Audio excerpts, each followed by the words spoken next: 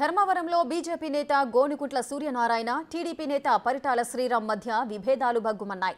ధర్మవరంలో ఉద్రిక్త పరిస్థితులు నెలకొన్నాయి.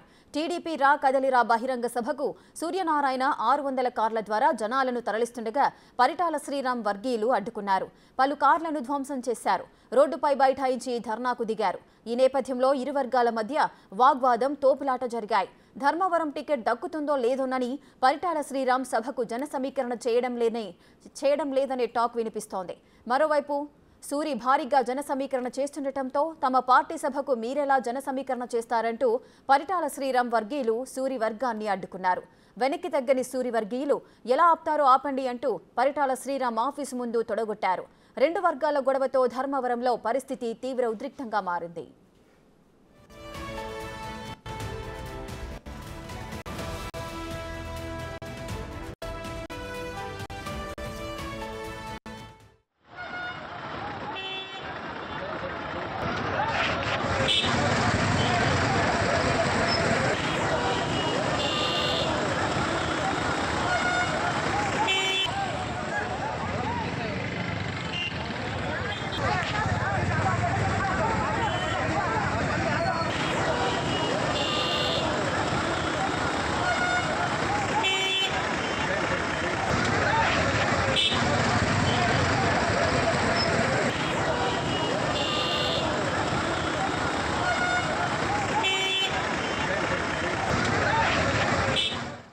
ధర్మవరంలో బీజేపీ నేత గోనుకుంట్ల సూర్యనారాయణ, టీడీపీ నేత పరిటాల శ్రీరామ్ మధ్య విభేదాలు భగ్గుమన్నాయి. మరింత సమాచారం మా ప్రతినిధి సురేంద్ర అందిస్తారు.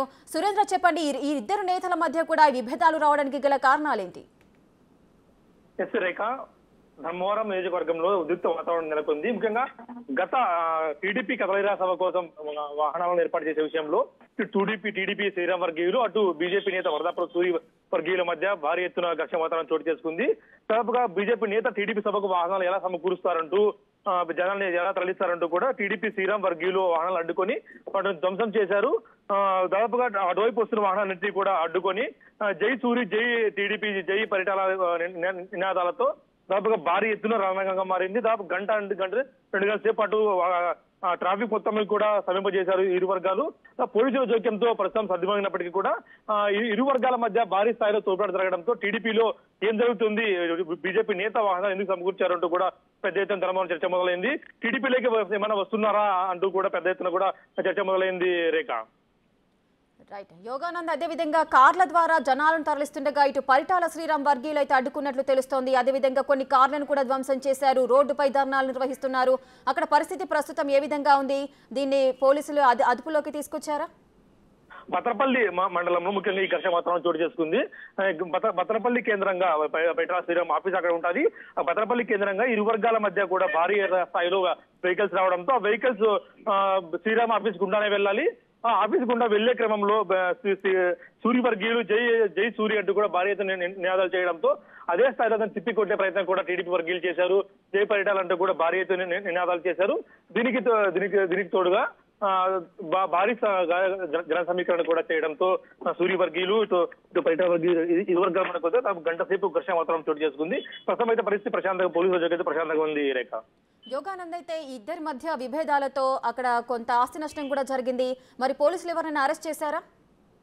ప్రస్తుతం అయితే పరిస్థితి ప్రశాంతంగా ఉంది. పోలీసులు కూడా ఇప్పుడిప్పుడే అంత ఘర్షణ వాతావరణం తగ్గిపోవడంతో ప్రస్తుతం ఈ తదుపరి పరిణామాలు కూడా ఏ విధంగా ఉంటాయనేది కూడా ఆసక్తికరంగా మారింది. ఇరు వర్గాలపై కేసు నమోదు చేశారు, లేదా ఒక వర్గంపై కేసు నమోదు చేశారనేది కూడా ప్రస్తుతం ఆసక్తికరంగా మారింది. అదే రెండు వర్గాలని ప్రస్తుతం శాంతింపజేసి పంపించినప్పటికీ కూడా మరో స్థాయిలో అదే విధంగా జరిగే అవకాశం ఉండడంతో భారీ ఎత్తున కూడా పోలీసు బందోబస్తు కొనసాగుతుందని చెప్పొచ్చు. Rekha, right, thank you Yoganand, thanks for the details.